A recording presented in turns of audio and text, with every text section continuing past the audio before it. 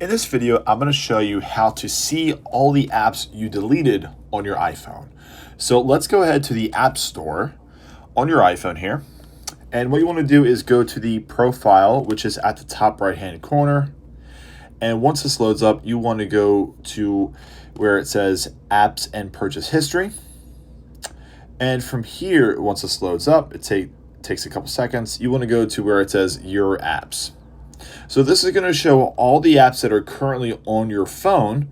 And if you want to go ahead and find the apps that are not on the phone, the apps that you personally deleted, all you have to do is go ahead and hit Not on this phone.